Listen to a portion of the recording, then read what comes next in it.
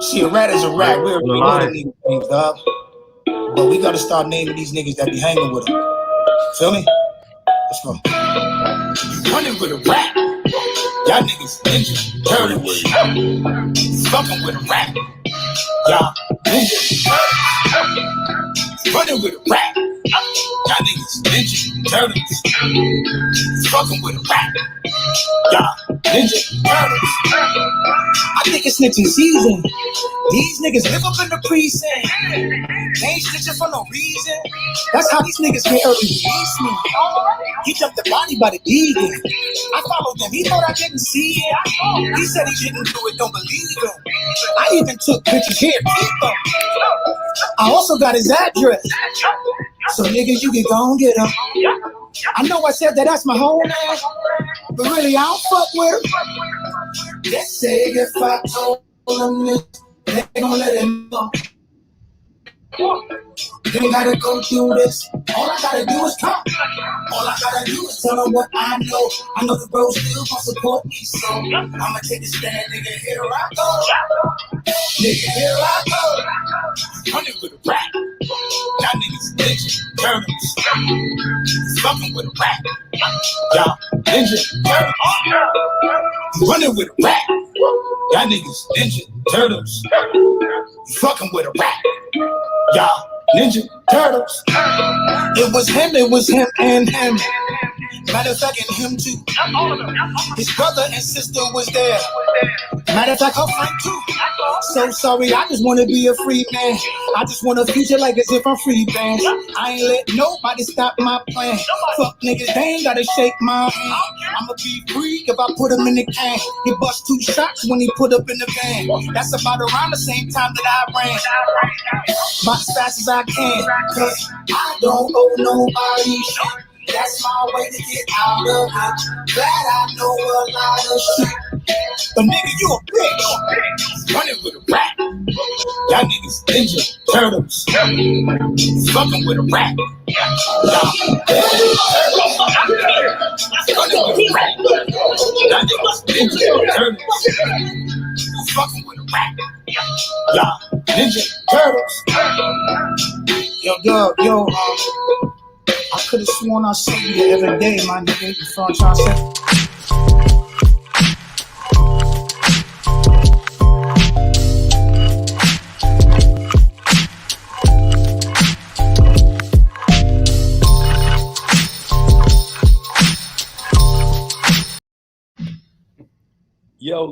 Yo, what's up? I got my guy in the building, Elliot. How you doing today, man? Good, man. Just happy to be here. Thanks for having me. I really appreciate it. Real cool of you, man. Thank you so much. I like the intro, too. That was good. Yes, sir. Right. We just trying to live. Shout out to my guy, Dragon, man. He just released his new album, BOF, and it's hot. It's on fire. It's flaming. So that's his new single called Ninja Turtles. Everybody running and telling this and that, but all we doing is really trying to live, right? Just for the people, man. So just let us live, baby, because we ain't doing nothing wrong. That's right. So, man, thank you again for joining us on this episode of Let's Talk About It. This is the 4th episode that we got, man, and we talking social equity with my guy and so much more. So, Elliot, please introduce yourself to the people and tell them who Elliot Lewis is and all about Catalyst for just a 30-second intro real quick. Okay. My name's Elliot Lewis. I'm CEO of Catalyst Cannabis Co., the accidental CEO. I didn't seek out to be CEO, just try to get one dispensary license. And, here I am. We're really big on community outreach, as you know, equity issues. We do sell cannabis, but we're trying to flip the game on its head a little bit. And I call the Weed for the People thing a movement, and it involves, community outreach, social justice, taking care of your workers, union jobs, and then selling the fire menu with fire prices. That's it. Pretty simple. Those 4 things. That's what we're all about. I love it, man. And the main one is for the people.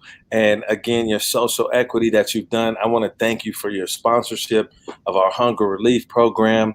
We got a lot more to come that we'll talk about in the show, but without your support, we would not have been able to keep feeding our community here in San Bernardino. So I really just appreciate you and thank you for your humbleness with that. No, I think everybody at the company, myself included, especially, that's what makes us feel good about the work we're doing.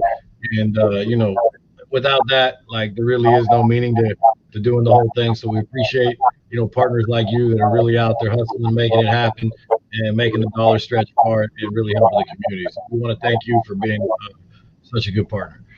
Yeah, truly. I mean, our first adventure, I hadn't even met you yet, just through Violetta. She was telling me she got this guy that wants to help, and then you blew up our toy drive.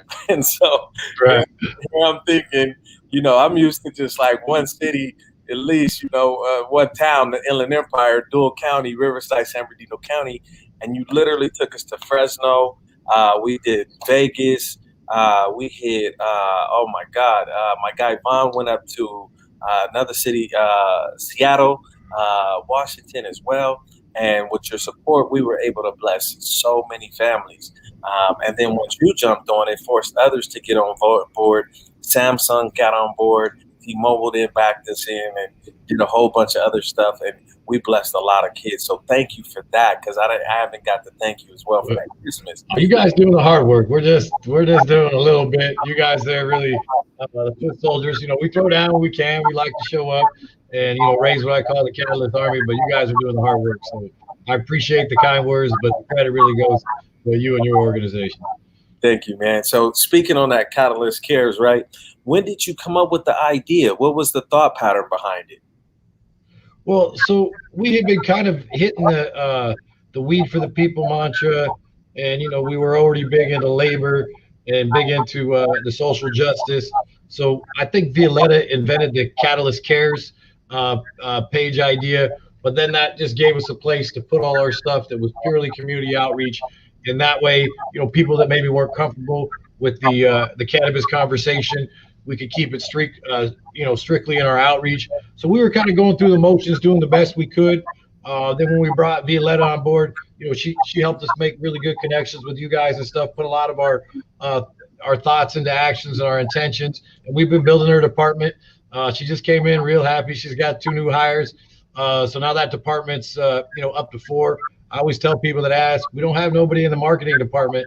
It's just me talking smack on the Instagram there for free, and a friend of mine snapping photos, and we're taking all our money and building the community outreach department. So I give the Catalyst Cares credit to Violetta and really being able to introduce us to groups just from her experience prior to becoming part of our cannabis company, so that we could really take it to the next level. So since she's come on, we were always kind of doing our thing and trying to do the right thing, but we really take it into the next level, got super organized. And like I said, it's really important for us when we allocate funds, because we are, compared to some of our competitors, we have, limited funding, and you guys stretching the dollar so far, means a lot to us. So it's an important part of what we do. I always say the Weed for the People thing is a movement, and Catalyst Cares is part of that. I love that, man. So shout out to our viewers at home. My guy Felix Rubio gave you a thumbs up for that, and Amanda gave you a hand clap as well. If you guys got any questions that y'all want to ask back at home too, put them in the chat. We will ask the questions. But now, so that brings me to, what are some of the main policies that you're looking to push right now? I've seen a couple policies come across your Instagram that you're pushing. Talk to me about that, because that's what we're here to talk about, policies. Yeah, no, exactly. So, the social equity is a big one we've been working on, and we think that takes a lot of forms. We do promote the ownership. We've got a lot of flack for that. We stood up. We're really proud. We stood up against the entire industry in Long Beach, because there's 32 stores, and they didn't want to dilute their own interest. So we met some social equity guys, long story short, and we took a position to add brick and mortars. Very unpopular, managed to put a little political push into it, which is part of the game. And so we got that piece through. So more brick and mortars is coming to Long Beach. In addition to that, we did our own private sector social equity. because they were trying to do some stuff that just wasn't working through the city. And since we had the 3 licenses in Long Beach, each one had a delivery license. And I met some guys and I was like, hey, why don't you just run it off here? So we put quite a bit of money into that. It's just about to launch. We built it out for them. And they're hustlers. They just haven't quite had the chance. And that's what I always tell them, like, oh, y'all gotta have to hustle. Like, and that's why I really liked your thing. We met the first time, like, hand up, not hand out. Like, we gave them the budget. And, I explained to them, like, this is not, you just don't open and make money, right? So, and they're in it. They're doing their thing. And it's pretty cool to watch the other organizations come on board. Like, they talk to Weed Maps. Weed Maps is going to give them a discount to advertise. They talk to Trees, which is the POS. They're going to give them a discount. So I think the community is, surrounding them. So this is a non-governmental thing, no politics. We said, hey, look, we'll put in 100% of the money for the delivery. We'll promote it. We'll probably cannibalize ourselves, but I always say we live from a principle of abundance, not scarcity. And we believe that when you engage in good acts, like the pie just gets bigger. And it's not only good for the people we're helping, but we believe it's good for the brand, which we do have to be mindful of. And then the other big thing we're working on is expungement as part of that. And we want to get to the reentry and other stuff. But we've done a few expungement fairs where we're trying to clear people's records and give them a second opportunity. Something that I had to go through in my life. I had a little stint with hard drugs, and I'm lucky to even be here today. Like, I'm already on bonus time, so it wasn't like an incarceration thing per se, but like the whole idea of second chances and letting people get another shot at it. And we just think it's stupid, quite frankly, for people to have records that are preventing them from working. We want everybody to be able to get another shot at it. And then the last one we've been kind of beating on, and this is at a federal, and now we're going to start working on a state bill, is this whole idea that they're testing for cannabis, and because of past cannabis use, they're taking jobs from people, but they don't care about alcohol. So we just think that eliminates part of the job sector, and we're working on that one as well. We recently, as of yesterday, there was another equity bill at the state. It was called SB 603. So we were able to get it on the agenda. The city's going to write a letter to support it, and that's basically equity applicants and equity licensees will get a waiver on their annual fees and their local fees. And it's early in the making, and we got to get it all the way through at the state. But with our connections, we take some credit for getting it on the agenda, and we think we'll pass a week from Tuesday. So it's called SB 603. Another thing we're working on. So we're hitting that issue really hard, and then we're writing initiatives ourselves in other jurisdictions. And every time we write an initiative, we try to make it labor friendly and add some social equity licenses wherever possible. Sometimes circumstances of that city don't dictate it, but wherever possible, we do write one. We have one pending in Fullerton. We're trying to get one more vote, but it's Orange County, and it's got social equity, and it's got labor standards. So we're trying to crack the orange curtain. We'll see. We got 2 out of 5 without getting into politics. It's my job. In fact, tomorrow night, I'll be working on number 3. And that's why this political engagement is super important, because that's how the policy gets done, whether people like it or not, or whether the votes motives are good or not. You got to figure out how to get them. So that's a big thing that we've been pushing, is one of the tenets of Weed for the People, Catalyst Cares. And, we're just going to keep working on it as hard as we can. I love it, man. And so out of that, let's talk some stats, because I remember sitting down with you and talking the stats of the industry just in Long Beach, your city alone, of the number of individuals, why social equity is so important. Like, tell us the numbers, man. Like, what's the popularity of people owning these dispensaries, or population, or really? Yeah, so I just ran like simple math based on what I know. I pretty much know them all. So I made a few assumptions, but there's 32, and I'm pretty sure my numbers are right. So if you lump in kind of Persian Armenian into the white boy category, that's 85%. And then you got 9% Asian owned and 6% Latino owned. And you have 0% black owned retail dispensaries that I'm aware of. And if you know the demographics of Long Beach, is very, it's not reflective at all. It's equally diverse all the way from, Latino, African American. There's actually a pretty big, Cambodian population here as well. And, it's just not reflective of what it is. So the idea was, let's try to get some black-owned businesses and give people a hand up. And at the end of the day, you're only diluting the pool a little bit. By the time everything plays itself out and people are up and running, the market's going to keep growing. We're all going to be fine. And I clown the people a little bit that aren't for it. I'm like, y'all ain't got no game. You should just get out now. Anyway, so when we looked at it, and we were approached by different people and really put our mind on it, having zero black-owned businesses, retail businesses in Long Beach just seemed fairly silly. And then when you go back on the history of cannabis, and both sides of the aisle, everybody's guilty of this, from the 90s crime bill, even to some people maybe in the current administration, incarcerating people of color at a disproportionate rate. And they've done a bunch of studies on this, and across every demographic, every race, everybody uses about the same amount of cannabis. But the outcomes have been different between whether or not they got convictions and how they, when we did the LA equity, it was really interesting. They had a heat map, which was like arrest per 100,000 on cannabis. So you look at South LA, and it's like they did it like dark red was like really, really a lot, right? And then it would go orange, yellow. So they were doing a lot of cannabis arrests in those areas. Then you cruise up to like Beverly Hills, Culver City, and it was like white, like there was almost none. And the same amount of people are using cannabis. So I think two things happen.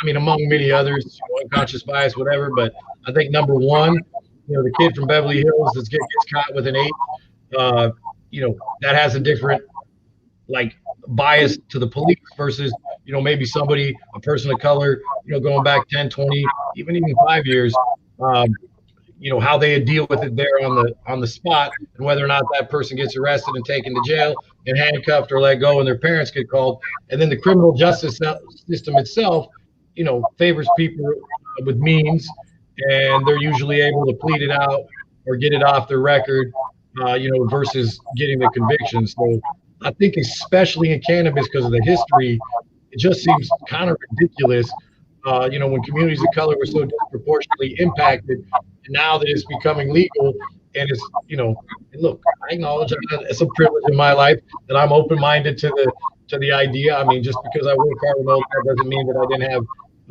some advantages. It seems ridiculous that we're now essentially shut out. There's hardly any that weren't government implemented black-owned retail businesses, and we want to see that change.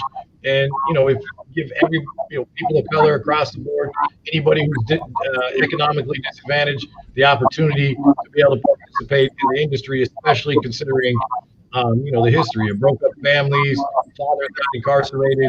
I mean, the war on drugs was like one of the stupidest things that has ever been perpetrated in the United States, and it was just the mass incarceration. So through the social equity, we're trying to make all that right. The ownership's a good thing, but it's a super small percentage of people that will actually get ownership. So we want to get it to job training, so people have jobs. The community outreach, we believe, is obviously a large part of that. Expungement, reentry, and we want to make it wider and not just a simple conversation of ownership. Because at the end of the day, whether it's 5 or 8, however many brick and mortars they do in Long Beach, that's only 5 or 8 people, right? So we really want to try to uplift the community in the thousands. And it's really cool to see people get expunged and get something off the record, and then be able to re-enter the workforce, and just as well as training and be able to get a job and then move their way up the company. And cannabis is great because you don't have to have a doctorate or some super long degree. In fact, some of our most effective workers, like, their skill is they know the product really well, which comes with sometimes just being familiar with it. So it's a good place where you could enter, and then based on your skill set, if you have a good skill set, you might be able to rise. So we think there's of almost any industry, since it's new, like, by the way, I could barely get on here. I'm not a tech guy, but you don't have to be super techie. You don't have to have some crazy skill sets. You just have to be dedicated, hard work, and know the product. It really sky's the limit in cannabis, which is cool. Totally. So now with that, man, tell us some of the main ideas you were talking about with the Senate bill. We got SB out there. What was the Assembly bill? Because I want to get that out to the people as well. It was Assembly bill. Don't let me screw it up. I got it written down. All right. So we got Senate bill 603, and then there's an Assembly Bill 1256. 1256. So yeah, it was kind of weird how it aligned. We were doing a tour at Bellflower. Violetta was there, and we were showing some political people, and I was just kind of hanging back, talking to the head of the union, and we just were, shooting the breeze. I'm trying to watch my language. I've been told that there's some younger audience. I got to keep it.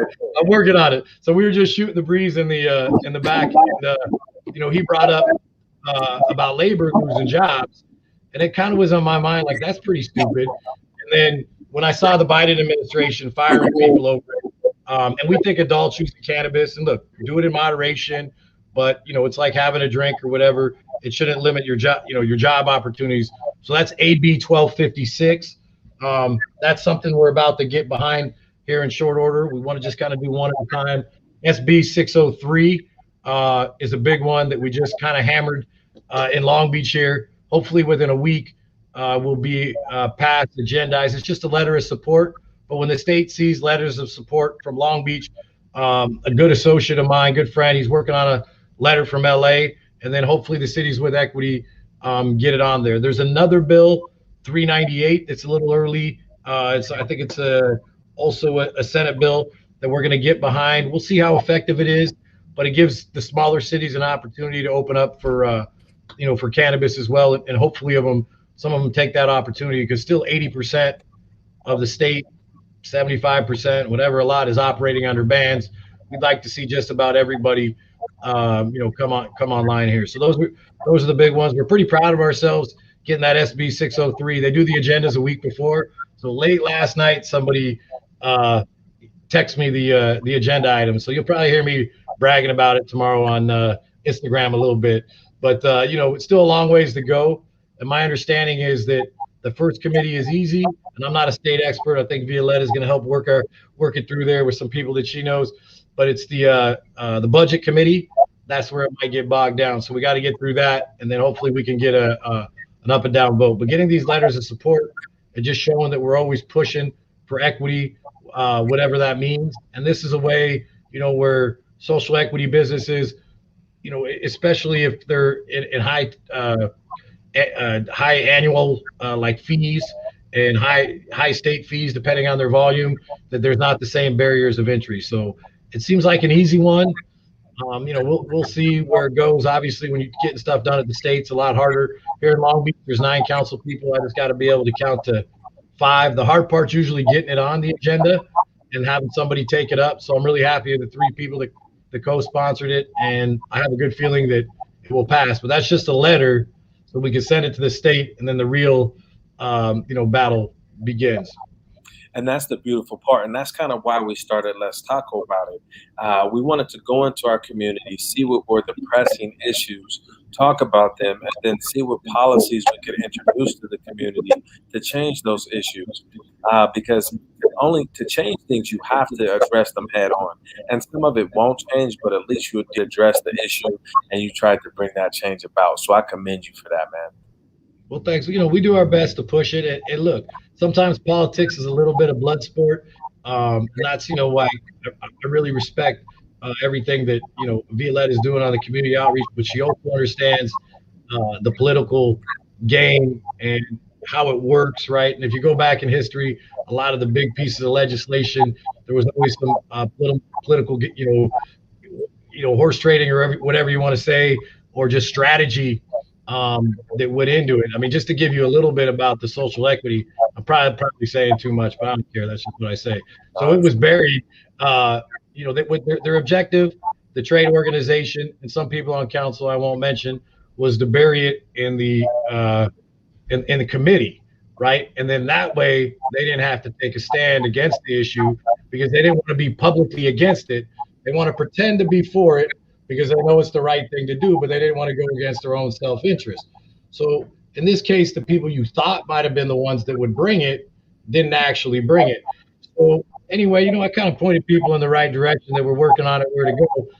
So some of the more conservative members ended up sponsoring the bill, and that was the trick. Once it hit the agenda, then everybody had to fall in line and pass it 9-0. So a lot of times, there's all sorts of tricks they'll use, And, over the last 5 years, I used to do primarily real estate before this. I barely knew who my city council person was. I knew who the president was, my congressman. But now that we're in this political thing and it's so involved with cities, I could rattle off seats in the most random city and we need to get this vote and that vote. And it really is just math. And this was cool because although there was out of 9, 5 probably would have preferred to bury the item and stay in committee. This is getting a little bit into the weeds, but it's kind of cool, the strategy. By getting it pulled up by the more moderate members, and one of them was even a Republican, then they had to face it, and then it ended up passing 9-0.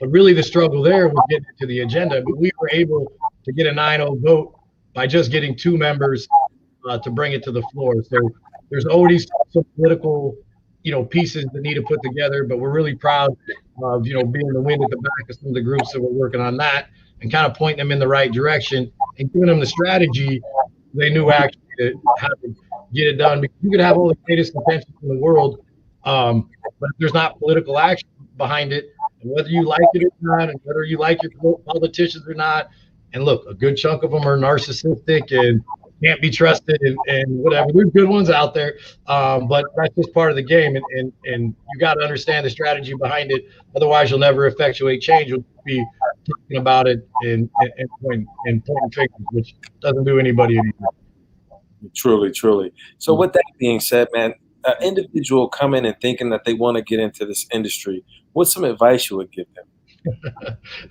Ooh, man, that's a good one. Especially for the younger ones, I think my main advice, just take an action, right? We took a lot of bumps and bruises along the way. We took some beats. Honestly, I kind of had a rough day today. I'll leave some of that be. The struggle's real. Even to this day, it's a battle. But the number one thing I think that I would just suggest to anybody, just take an action and see where that leads you. That will lead you to your next action. And I think more will be revealed, as they say. So, cannabis industry is unique. We have a lot of people in HQ that, started as bud tenders and worked their way up. And then, we've also done open applications for outreach stuff and different stuff. So the main thing, man, just take the first step, get involved. There will be some equity opportunities with ownership, but there's nothing wrong with hitching on with another group. When I started, the only thing they even brought me in for, I was just good at buying the real estate, right? And then my joke was always like, oh, I'm just happy to be here. I'm low man on the totem pole, whatever, right? So I got introduced. We did like a little grow in LA. They introduced me to some guys up north. All I did was buy the real estate. And I just kind of kicked back and watched, put a few real estate deals together, seen them making money, kind of watched them, figured out the game, was real respectful, just knew my place, stayed down at the bottom. And then when the moment was right and it came to Long Beach, then like the iron was kind of hot and I struck, and now I've kind of worked my way up. It's still a joke. They'll even be like, oh, Mr. Low Man on the totem pole, huh? So, I think that's it. Just get involved, keep your head down. Don't try to do too much too fast, especially the younger guys. Like if I could talk to 25, 30-year-old me even, I'd be like, yo, just take your time, right? I'm 43 now. I'm finally mature enough probably that I could barely that I could run this. I try not to be too mature, but in a good enough way to, run this company and understand people. When I was younger, I wanted to do it all right away and make it all right away. So I think action is the main thing. And even messing up is a good thing. Failures are fine. You just got to regroup and not get too down on yourselves and start over. So to get here, we took some bad beats too. We've had some losses. We ran an initiative early on and lost. That was like one of the only days where, man, I woke up in the morning, did not want to get out of bed, but kind of shook it off and kept going. So, the advice is just take action in any direction. The same thing I tell my kids, I don't care what you do, find your passion and live it. So like, if your passion is you want to be on the community outreach side, do that. If you're passionate about the product, go ahead and do that. If you want to be in a leadership role, or if numbers is your thing, or marketing is your thing, just lean towards that. If you're good at music, good at art, then do that. And I think if you're doing something that you're passionate about and you take action, you're good. Like I don't consider this a job. Like when I wake up in the morning, like this is the most fun I'd ever want to have, doing anything. I just work, I hang out with my family. That's it. I don't really have any hobbies. I don't really have any free time. And my success is predicated on a lot of failure, and mostly just from taking risk and doing stuff. But when you do miss and when you do lose, uh, reflect and improve. But sometimes those are the best times to learn, because when you're doing good, you start reading your press clippings. I try not to do that anymore. Start reading your own press clippings, thinking you're doing real good and everything. Just so always stay mindful. But man, if I was young, I'd just tell the young me, like, just go do something, take an action in the right direction, and then I think more and more will be revealed if you take the next action. Man, truly, truly, right. And speaking of reflection right now, that leads us to our next question. So, like, what is the most important community thing you've done? I know you helped us, but you help a lot of others. So, like, on the other side of your community side, what's the most memorable and most important community part that you've done so far? I mean, that's hard to say. That's a good question. I mean, it's kind of a hard thing to like score out, exactly. But look, we're really proud of what we have going with Music Changing Lives. Trying to get that little bundle together I was talking about. That's part of the stress of the day, but we could do even more. But there's a lot of groups that we're helping. I think you guys have run with it as much as any of the other groups. I got a space in Bellflower I could rent for probably $5,000 a month. Is being held by a community group. But the larger things, like the pushing a whole social equity policy, where you change an entire policy, or writing an initiative with good labor standards, and being able to hire, probably one of the greatest things we do. We're going to go from 150 to 400 workers, and every one of those workers, has got full benefits, paid vacation, 401k, healthcare. So it's kind of a hard question to pin down. Sometimes the bigger policy issues affect their lives, but I gotta say, you guys are killing it, man. I'm watching you on social media, really getting out there and do your thing. And we're hoping that, as we get bigger, for a small company, I guarantee, like, for what we got extra and what we give, no doubt we're doing the most we can in California.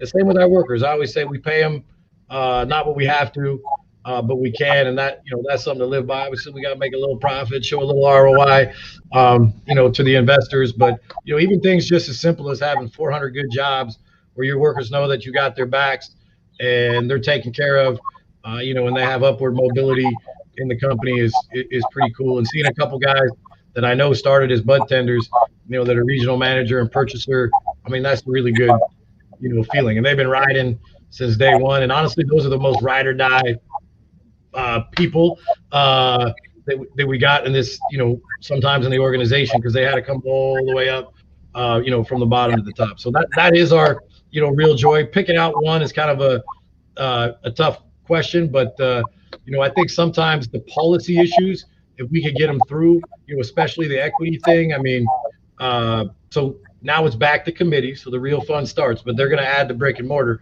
And then, we're trying to get also some of the money, the tax money earmarked. So those are large things that, that hopefully can affect a lot of people. And then our pilot program that we did for the social equity, we hope to rinse and repeat. So I guess the short answer is we don't really know yet. Like, all these things are in its infancy. We really just started pushing, last 12 months or so on it. But, we hope to do as much as we can. Man, I love it, man. It's you can hear your heart, and it's genuine. It's strictly for the people, and that's what I really dig about you guys and your foundation and the whole team. It's all about the people. It's not a me type of situation. Not how many Bentleys can I buy, how many Lamborghinis can I buy, or how many buildings can I buy myself. But it's how can I help other people, and how many people's lives can I affect while doing it. And that's why I really rock with you, because we had several other people that come to us, but there's not that same genuine feel. It's all about the number, and you're about the people. And that's what I really love about you, man. We try to keep it humble. I always say you don't see no watches or no Lambos in this boardroom, right? So I just don't think that's something we value. And it's not that I'm knocking it, whatever your thing is, but that's just not our thing. And we are sincere in our approach. And the cool thing is, we think that's also like part of our branding, right? So we'll see how it plays out. Sometimes they like to give the younger generation a hard time about being a little snowflakey or whatever, but I do think they're socially conscious. I'm not saying it's true. I'm just saying it's out there. But I do think they're socially conscious, and I think people are watching. So we do the community outreach for its own good, but we do recognize that nothing's done in a vacuum. So by being one of the good actors and people seeing what we're doing, that we get the political clout that helps us keep winning because we don't have money to buy licenses. And then we think the people respect what we're doing, and that helps create business to our own shop. Our form of marketing is kind of like like I said at the beginning, we're giving Violetta right now. All the people are community outreach. Meanwhile, like I always say, we ain't hiring the hipster with skinny jeans, taking down six figures because it's all word of mouth and trying to be organic. But no doubt the approach is sincere, and just through some of the trials and tribulations I had in my lifetime, when I did get into recovery, it changed my thinking. I don't get too spiritual with it, but I do believe there's a power greater than ourselves, and there's nothing really that you could fill yourself with that's ever truly going to satisfy you, right? And that the real joy in life comes from trying to be of service, do the right thing, be a good husband, be a good father, and that's just something that I believe in, and I know that if when I get off that path, I could feel it inside, and I feel like just the way the universe moves, if you're in that little groove, it pushes everything in the right direction, and it seems to be on your side when you're doing the right thing. Totally, man. And so that brings us to our next question. When Violetta brought you the hunger relief program, what made you get involved? I mean, you're not originally from the IE, but you just blessed us. You don't even have no asset out here. I don't think there's not a catalyst out here yet. What made you step up and help the IE, man? Well, I will say this: Violetta's recommendation carries mad weight. She definitely got you in there. And then I felt like at our first meeting, we just had a really good rapport. I really liked what you were doing. I don't remember everything, but just little phrases like no justice, no peace, KNOW. I was like, yeah, I like that. Hand up, hand out, and just different things about kind of teaching the youth about political engagement and how change is actually effectuated, and then learning more about your group and seeing you're up and down the state, and really believing a lot in you as the person that was behind it and what you guys were doing. So for me, it don't really matter if it's Inland Empire or even when we got some Texas had the not to get on a tangent, but they had some a cold out or whatever, right?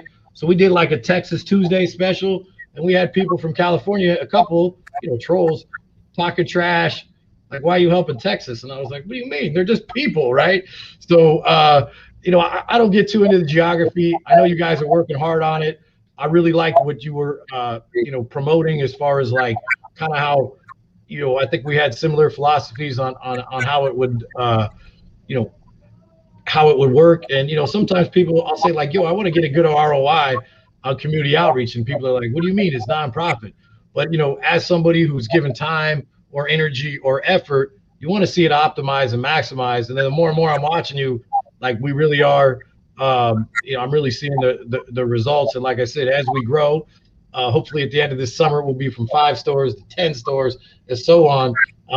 And then, we can do more and more and more stuff. So I'm glad, we got in on the ground floor, or whatever you got. We met up kind of on the ground floor. The way I see it, this thing's super early, and who knows where it's going to go. The future isn't written, but I'd love to do so much more. So I don't put too much, weight in this is Long Beach, we should do all our stuff here. Or, this is Orange County or IE. But again, just from meeting you that first meeting in our other office at the conference table, straight up when you left, I was like, yo, this is a real MF dude, my guy, and I'm trying. Dang, some words are just hard to translate. But hey, I got you.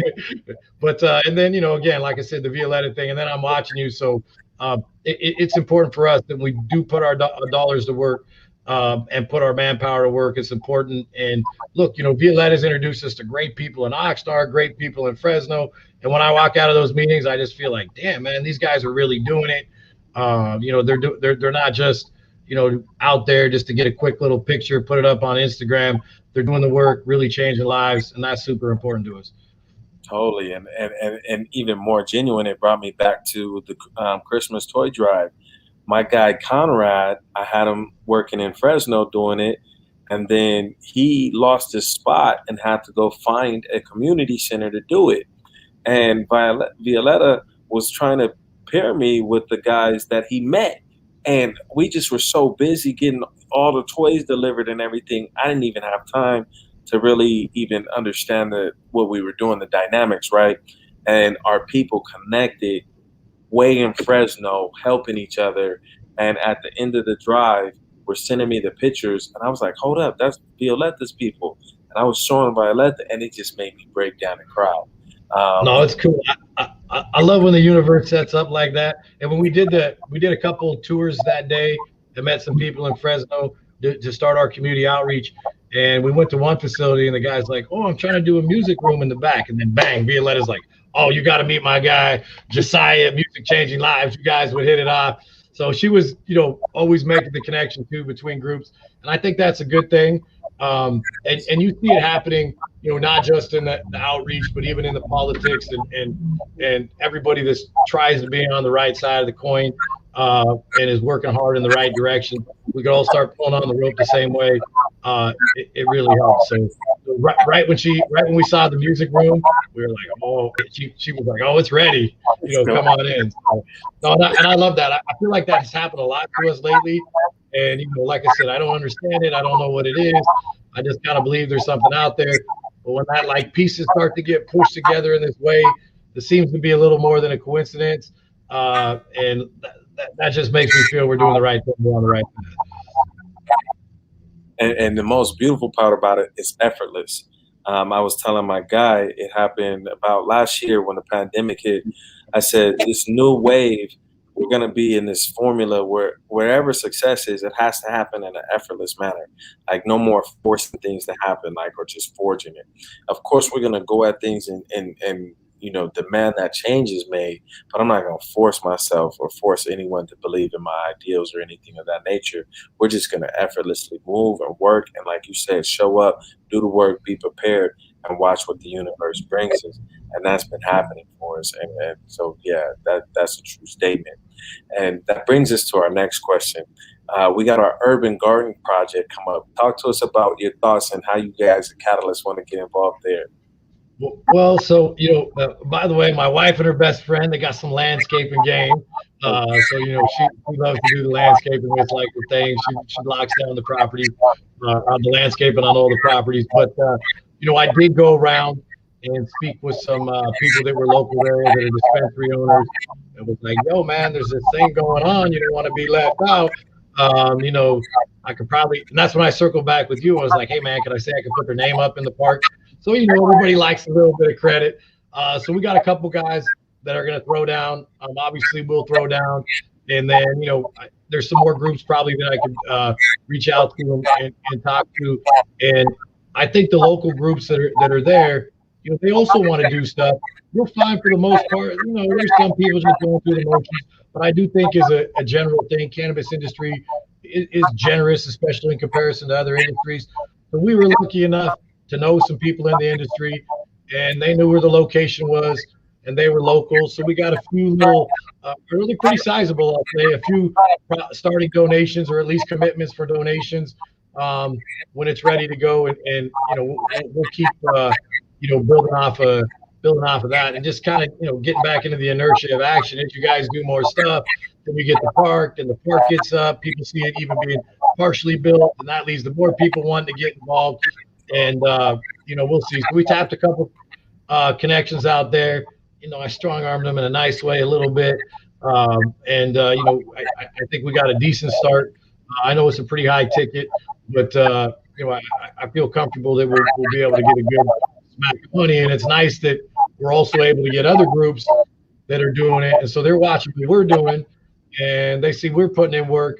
And they also see that we're doing pretty good and we're winning, and people like our message. So they're like, "Whoa, I want to get on board with this." So I think the positivity generates more positivity, and hopefully, as time goes on, and maybe it's a little bit wishful thinking, but we'll be able to get through our actions. We'll also be able to make coalitions and bring on people so that some of the financial burden and resource burden is shouldered by other groups that are well-meaning but might not quite know where to go, where they're understaffed and they don't have quite the time. But hey, I'll point you in this direction. Give me 5 Gs and 6 guys, and let's roll. And I think in San Bernardino, we'll be able to put together a few, maybe even a few more to get a good start there. I liked it. Sounded cool, the little maze. And I think it's really cool to create a public space for people to hang out in. So we're behind it. I'm pretty confident we got at least a couple. Now that you reminded me, I'm going to go back. I'm already in a better mood already. I'm not even lying. I was like I was like, man, I had to have some coffee. Tough day.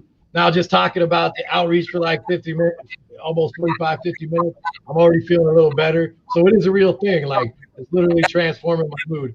But, we'll get there and get a few more people and try to get it rolling as good as we can. So I'm going to get back. I hit out the low-hanging fruit already. I'm going to get a little bit the harder-hanging fruit, or maybe go through other guys that can get to them because, maybe they don't like us as much. But we definitely have somewhat of a start, and we hope to keep pushing them. Man, and now looking at it, right? Thank you for that. But looking at your hat, the maze is your hat, actually, too. Yeah, it. I like it. Throughout, homie. So the Catalyst A is actually the entrance to the maze. That if you look at it upside down, I gotta grab it. It's here somewhere. I saw the sketch. Yeah, that's cool. So you got to put it up though. But yeah, I saw it. That's cool. That'll be cool.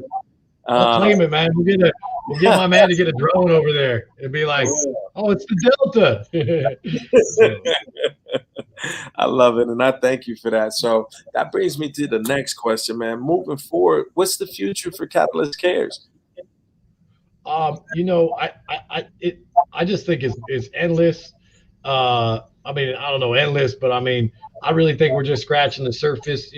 There's always the reality of man and woman power and funding. So, our big push also is, we got to get these stores open. We got a lot that we've won in the pipeline. And so we hope to keep, moving that forward because, just to be realistic about it, we're all the way down at Calexico, which we're even talking about going on the other side of the border, do community outreach, which is, that's like an hour and a half in from San Diego. So that's 3.5 hours. We're all the way up in Fresno. We're going to be in the Inland Empire. So, we want to hit everywhere that we can and do it as hard as we can. And the real vision would be that, Violetta is running 25 people in her department, but, that comes with resources and funding. But and really by getting more open stores, there's always an economic reality. So we got to be successful in business. We got to win. But, we want to keep continuing to do our work, our community outreach, find really good partners like you, find some more, but then also up our commitment to you. I just did an interview today.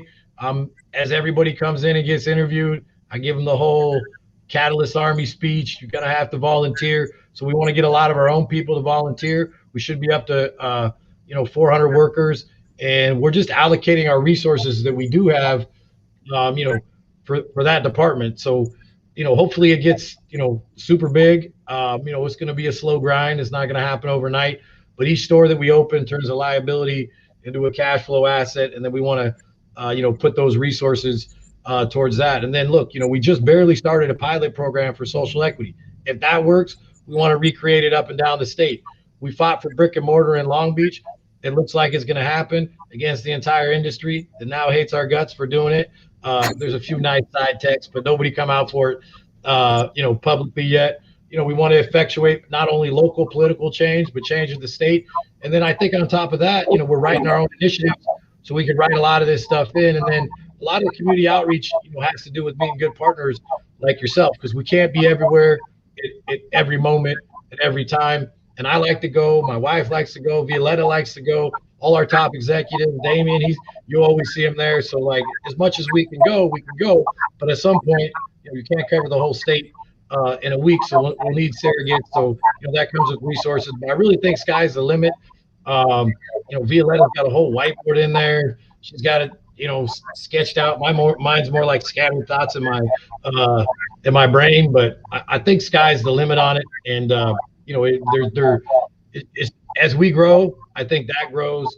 We can put more resources into it, and that's really where our focus is, and that's the most meaningful, part of the work that we do for sure.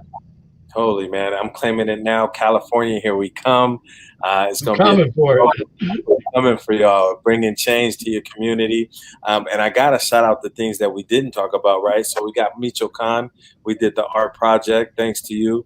We sent art projects, art supplies to them over in Michoacan for their butterfly project, the release of the butterflies. So that was done with Violetta's help. And then we're doing the butterfly farm coming up in April 18th on our 23rd anniversary. So we'll be out there planting milkweed plants and just doing weed abatement and getting the urban garden ready to start taking form. And then also we got some mural projects coming up pretty soon that we'll be doing together. You know what I mean? So yeah, for sure. We're gonna do. Everyone's gonna be muraled up. And look, man, I just want to thank you. It reminds me because sometimes you get in the struggle. And that's Violetta. She came in. It was like, I don't know, 5:30. I was feeling a little grumpy. And just when I get refocused and we're doing this stuff, and I remember why we're doing it, and like just this me talking to you, I've already uplifted my own spirit. It just reminds me that why we're doing what we're doing, and you put me in a better mood just in this hour. And sometimes like I'll get lost a little bit and like, man, this shit is hard. We're fighting this, always something.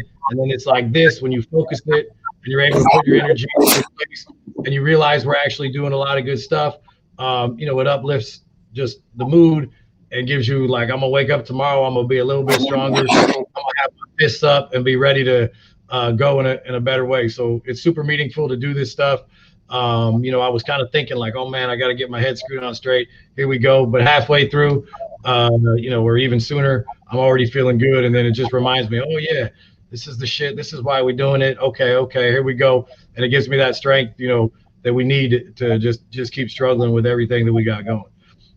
For real, man, and vice versa.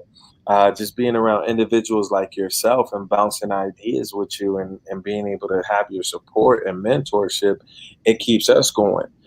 Because as an organizer, I told you, I said, man, 100% of my time is really seeing how many people we can change and how many lives we can affect. And so with somebody like you that keeps you pushing and saying, hey, it's coming. And then sometimes we're even talking and I'm like, yo, I got to bring you something. I'm trying to bring you. Like, no, hold on, man. I'm talking about bringing you something. And I'm like, right. My hand ain't going to just be like this, homie. So, yeah, it's a great partnership. That's the beauty of like any partnership or people pulling in the right way, or even just ideas that we throw around the office. Usually it's always a culmination of things that get synthesized, and then, just different perspectives and different people coming up with stuff and just trying new things. So I'm sure as we go along, between me, you, Violetta, everybody else on staff, probably even some of the people you're mentoring will have some ideas. You're like, damn, that's a good one. I get, a lot of inspiration sometimes from my kids. They'll say some stuff, so they come from everywhere. And, I think that's the cool part about it. Like, we don't know what we don't know. The future's not written yet, but, as we just keep moving forward, like I said, I think more will be revealed. For real. And on that note, man, shout out to Zach. Because of him, we're now a part of the Million Pollinators Club. And so our garden is on a map where individuals go to just look at different gardens and tour. It's like a online thing. So they got over 1 million gardens registered on this website, and now we're a part of that. And it was just simply from conversation. And so San Bernardino's on the map because of Zach with that. So, and Violetta, thank you, man, for just shouting. I can't thank her enough. She knew us about 6-7 years ago, starting in Senator Richard Roth's office, and came and actually seen what we were doing with the kids. She was the first representative as far as an elected official in office that actually came and took a site visit and was concerned and wanted to make sure she was supporting something that was real. And when she seen what I was doing with the youth, it sold her from that day forward. So like you said, the universe is wide open. The sky is the limit. We're about to take it to the top, man. In California. By the way, she gave us that full shakedown before we hired her. It was more like, I want to know what you're all about if I'm gonna put my name on it, which I respect, right? And she wasn't gonna come And she has better offers, probably on the table, or definitely on the table from bigger groups. But she likes how we're throwing down, and I think everybody's made sacrifice. And for sure, Zach does need to get a shout out here. Just one of the most passionate, infectious people I know. He was the original one to be part of Violetta's department, and we brought him up here. For his passion for labor and good trouble is kind of what I like that phrase. We get in it a lot, and we brought him in, and he's just been so passionate about these issues and always coming up with cool ideas. And again, just loves the work. And I think that's one cool thing that like holds us all together. We're very unique, very diverse, a bunch of different personalities, different backgrounds, but we all believe in the work, and that's the common interest that like keeps us all rolling in the right direction. For real, man. And so, man, again, I thank you. I can't wait to meet Mrs. Lewis as well and work with her on this urban garden. I'm excited. And it is ground floor, like you said, because even us as an organization, we're small. But I feel we just hit our tipping point.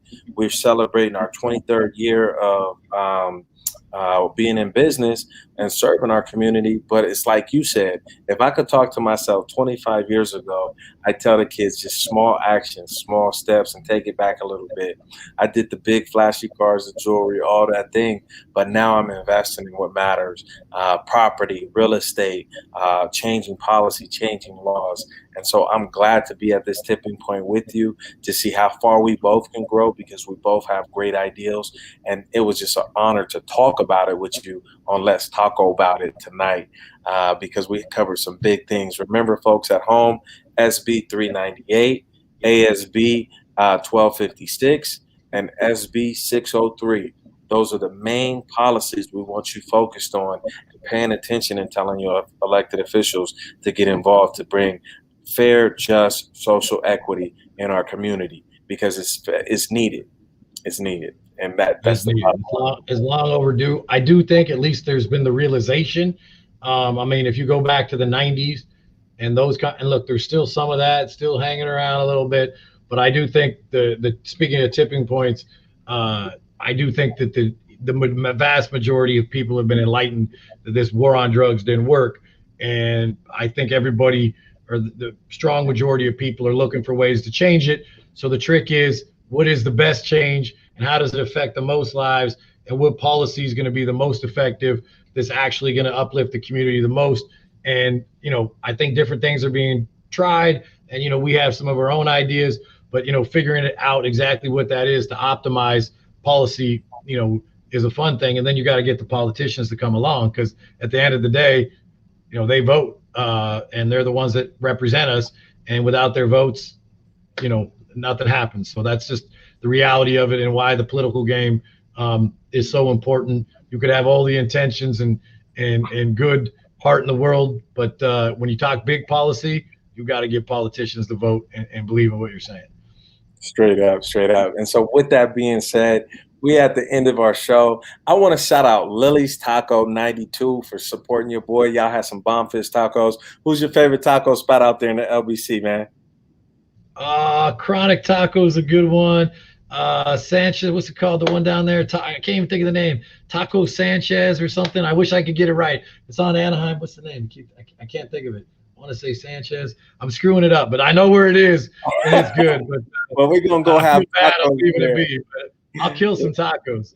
We're gonna kill some tacos, y'all. Go get y'all some tacos. It's Taco Tuesday. I want to thank the people at home for joining us. We're gonna be ending this song with my boy Dragon. You know what I'm saying? Law of Attraction. It's only right, because this is the law of attraction. That's the only way we got here. Me and Elliot, you heard it. It's hard work, dedication, and grinding. There's no secret sauce to it, y'all. So at the end of the day, if you want to be down to do anything in this world, you can do it, but be ready to work.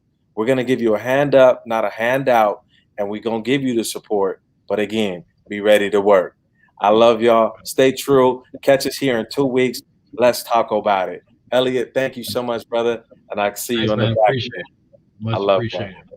All right.